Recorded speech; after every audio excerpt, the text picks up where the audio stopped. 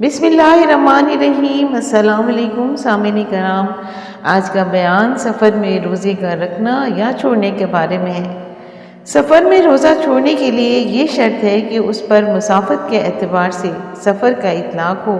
یا عرف عام میں سفر کہلائے، شہر اور اس کی حدود سے باہر چلا جائے، لیکن جمہور علماء کے نزدیک یہ سفر کسی معصیت کی غرض سے نہ ہو اور روزہ چھوڑنے کے لیے ہیلا نہ ہو۔ دوسرا یہ کہ ساری امت کا اتفاق ہے کہ مسافر کے لیے روزہ چھوڑنا جائز ہے، خواہ وہ روزہ رکھنے کی طاقت رکھتا ہو یا نہیں رکھتا ہو۔ روزہ رکھنا اس کے لیے آسان ہو یا مشکل، یعنی اگرچہ سفر آسان ہو اور ساری سہولتیں میسر ہوں، اگرچہ سائے اور پانی میں سفر کر رہا ہو، اس کے ساتھ خادم بھی ہو، پھر بھی اس کے لیے روزہ چھوڑنا اور قصر کرنا جائز ہے۔ تیسرا، رمضان میں اگر کوئی شخص سفر کا پختہ ارادہ رکھتا ہو تو سفر شروع کرنے سے پہلے اس کے لیے روزہ چھوڑنا جائز نہیں، کیونکہ ممکن ہے کہ اس کے ساتھ کوئی ایسا معاملہ پیش آ جائے جس کی وجہ سے وہ سفر نہ کر سکے۔ مسافر اپنی بستی کی عمارتوں سے باہر نکلنے کے بعد ہی روزہ چھوڑ سکتا ہے۔ اسی طرح جہاز اڑ جائے اور شہر سے باہر چلا جائے تو افطار کر سکتا ہے۔ اگر ایئرپورٹ شہر سے باہر ہو تو وہاں سے روزہ چھوڑ سکتا ہے، اور اگر ایئرپورٹ شہر میں یا شہر سے ملک ہو تو روزہ چھوڑنا نہ کرے، کیونکہ وہ ابھی شہر ہی میں ہے۔ زمین پر سورج غروب ہونے کے بعد اگر افطار کر لیا اور پھر جہاز پر پرواز کرنے کے بعد سورج نظر آئے تو اس پر کسی چیز سے اجتناب کرنا ضروری نہیں، کیونکہ اس نے پورے دن کا روزہ مکمل کر لیا، اس لیے کوئی عبادت مکمل کرنے کے بعد اس کا اعادہ نہیں ہے۔ اور اگر غروب آفتاب سے پہلے جہاز اڑا اور سفر میں اپنے اس روزے کے مکمل کرنے کی نیت رکھتا ہو تو فضا میں جس جگہ وہ ہے جب تک سورج غروب نہ ہو جائے افطار نہ کرے۔ اور پائلٹ کے لیے بھی یہ جائز نہیں کہ افطار کی غرض سے جہاز اتنا نیچا کر لیے کہ جہاں سے سورج نظر نہ آئے، کیونکہ یہ ہیلا ہے۔ البتہ اڑان کی مصلحت کے پیش نظر ایسی جگہ پہنچ جائے جہاں سے سورج چھپ جائے تو افطار کر سکتا ہے۔ رمضان میں یہ بات ہر وقت دل و دماغ میں رکھنا چاہیے کہ میں روزے سے ہوں اور مجھے ہر قسم کے گناہوں سے بچنا ہے، تاکہ رمضان کی برکات مکمل طور پر حاصل ہو سکیں۔ اسی طرح اگر کسی نے حالت اقامت میں روزہ شروع کیا اور پھر دن کے کسی وقت میں سفر میں نکل گیا تو وہ روزہ توڑ سکتا ہے،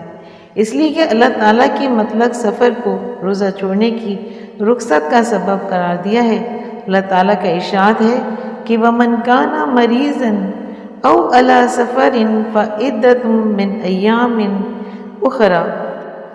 یعنی سورہ بقرہ میں اللہ پاک کا ارشاد ہے کہ اور جو بیمار ہو یا مسافر تو اسے دوسرے دنوں میں یہ گنتی پوری کرنی چاہیے۔ جس شخص کی عادت ہی سفر ہو، یعنی مسلسل سفر میں رہتا ہو، جیسے ڈاک کا منشی جو خدمت میں لگا رہتا ہے، یا ٹیکسی ڈرائیور،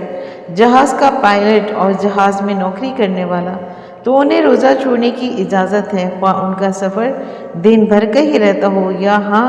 ان پر قضا ضروری ہے، اور یہی حکم اللہ کا بھی ہے جس کی خشکی پر کوئی قیام گاہ ہو۔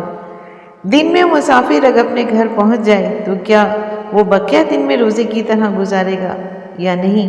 اس میں علماء کا اختلاف ہے، مگر بہتر ہے کہ وہ اس مبارک مہینے کی حرمت کا خیال رکھتے ہوئے کھانے پینے سے رکا رہے، مگر اس پر قضا ضروری ہے،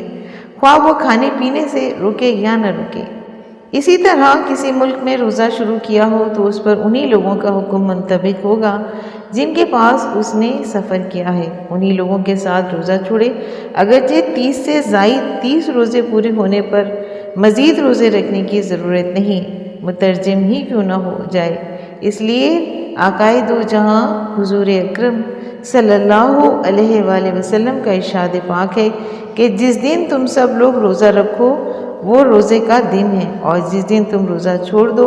وہی افطار کا دن ہوگا، اور اگر اس کے روزے 29 سے کم ہوں تو اسے عید کے بعد 29 روزے مکمل کرنے چاہیے، کیونکہ ہجری ماہ 29 دن سے کم نہیں ہوتا۔ اس کا ذکر فتاوی الصیام میں موجود ہے۔ سامعین کرام، امید کرتی ہوں کہ آج کا بیان آپ کو پسند آیا ہوگا اور آپ کی علمی معلومات میں یقیناً اضافہ ہوا ہوگا۔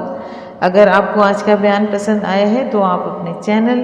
فضائل اسلام کو لائک اور سبسکرائب کیجیے اور ساتھ لگے بیل آئیکن کو پریس کیجیے تاکہ آئندہ آنے والی نئی معلوماتی ویڈیو مرض کی بنا پر روزہ رکھنا یا چھوڑنے کا نوٹیفیکیشن آپ کو سب سے پہلے ملے۔ شکریہ۔